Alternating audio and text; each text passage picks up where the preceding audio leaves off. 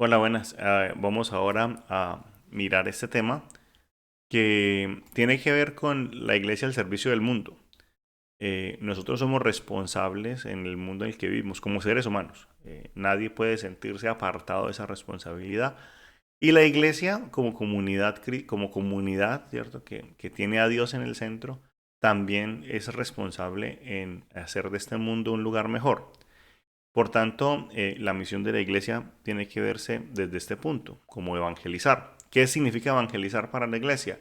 Significa seis cosas: anunciar, educar, orar, celebrar, vivir y renovar, ¿cierto? Eso está dentro del centro, dentro como el código genético de la iglesia.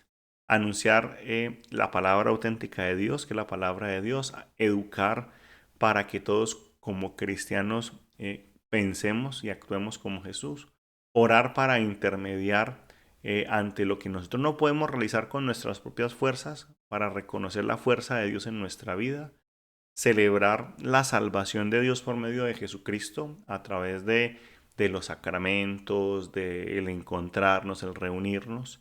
Y sobre todo yo creo que tiene que ver con el vivir esta comunión de Dios en el mundo para ser signo y de renovar, ser un objeto, ser un medio de renovación para que la fuerza del Evangelio haga de este mundo un lugar mejor.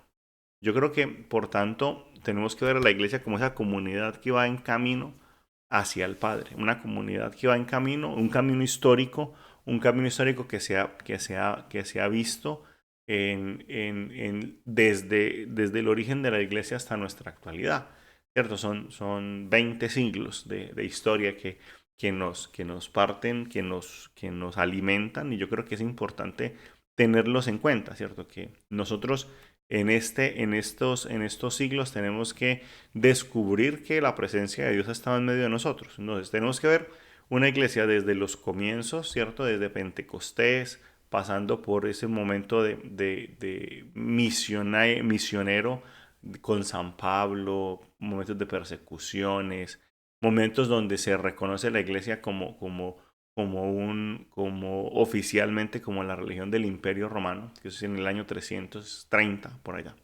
Y ver cómo en medio de estos momentos pues surgen los padres de la iglesia, que fueron los discípulos de los apóstoles y que fueron los que en cierto sentido bueno, no acomodaron, sino que lograron hacer que todo esto que habló Jesús se insertara dentro de la cultura de este imperio romano. Un imperio romano que sufría las invasiones de los bárbaros, y que en esos momentos también surge el monacato, surgen los monjes de la iglesia. Es una iglesia que está unida a Cristo, una iglesia animada por el Espíritu y una iglesia fundada en los apóstoles, ¿cierto? Desde el siglo primero al quinto. Después tenemos la Edad Media, pues la iglesia entre los siglos sexto y quince. Cómo surge el Islam, este hecho de las cruzadas que fue bastante difícil, tanto para el entendimiento de la comunidad cristiana como la relación de la iglesia con el mundo, ¿cierto? De irse a la guerra, o sea, hacer una guerra santa. Un mundo que se movía en un sistema feudal, donde existe esta división entre Oriente y Occidente, no solamente la división política, sino también la división religiosa. Por eso existe la iglesia ortodoxa en Oriente y la iglesia occidental, la iglesia de Roma.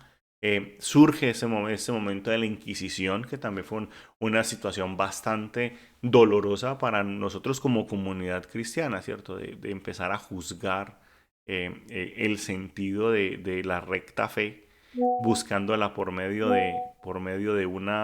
de torturas y demás, que eso es una cosa que no se puede negar. Pero también vemos en un momento donde surgen santos muy importantes, santos como San Bernardo de Claraval, San Francisco de Asís, Santo Domingo de Guzmán, Santo Tomás de Aquino, santos que tratan de que nos centremos en la vida, en la verdadera vida de Cristo, y en esa experiencia de fe. Este es un mundo donde hay un ambiente religioso, donde la iglesia es protegida, manipulada por los poderes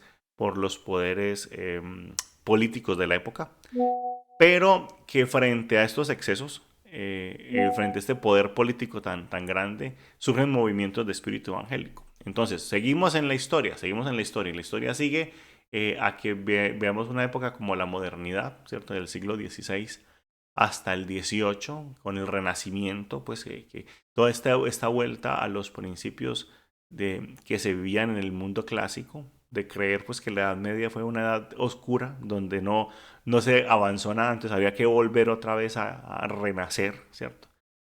Surge el protestantismo con Martín Lutero, el que tenemos ahí pues en la imagen.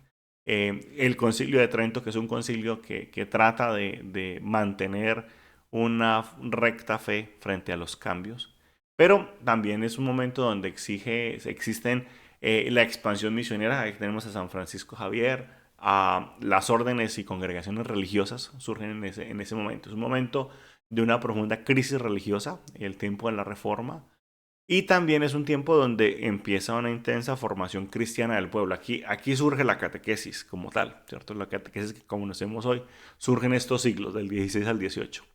Y después tenemos, bueno, una época de grandes cambios, ¿cierto? Que ya hablamos del siglo XIX, especialmente, siglo XIX y siglo XX. La Revolución Francesa, nuevas filosofías, se pierden los estados pontificios y la desamortización, o sea, por lo cual la iglesia deja de ser un poder político en el sentido en que ya no tiene territorios y muchas de sus propiedades pues pasan a ser parte del Estado.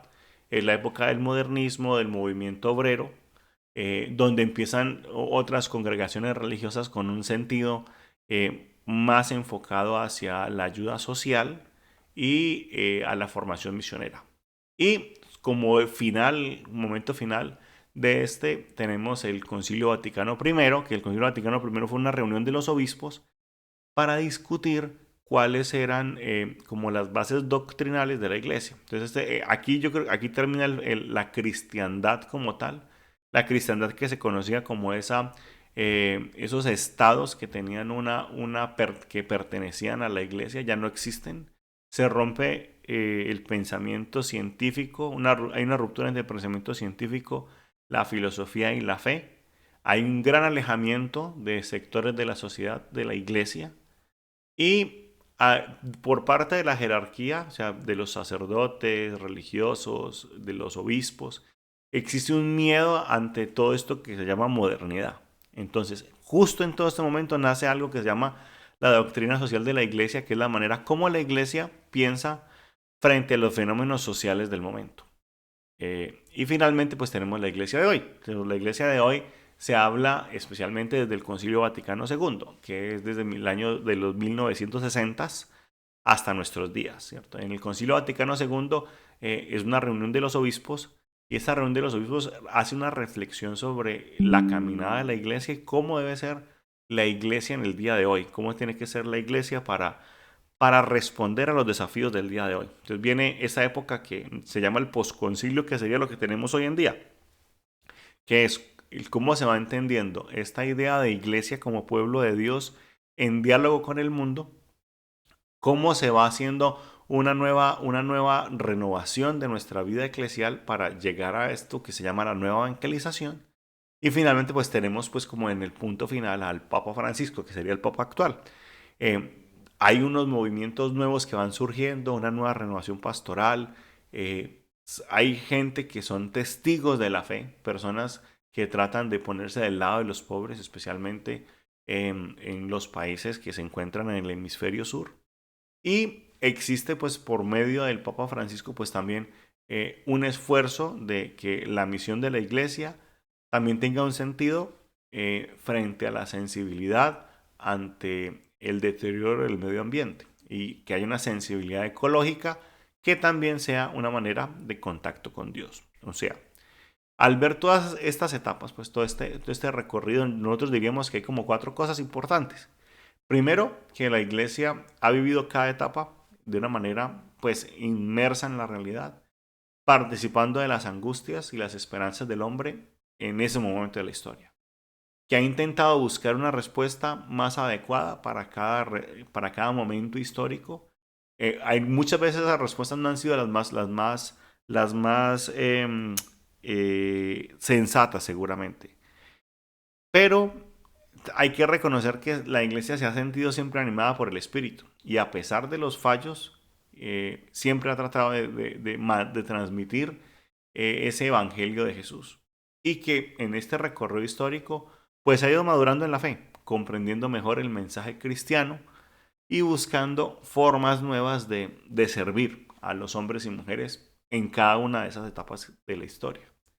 Entonces, bueno, como actividad pues de esta etapa, yo creo que sería que al ver esta historia de la iglesia, con los puntos positivos y puntos negativos o por mejorar, ¿tú cuál crees que debe ser el papel de la iglesia en el mundo de hoy?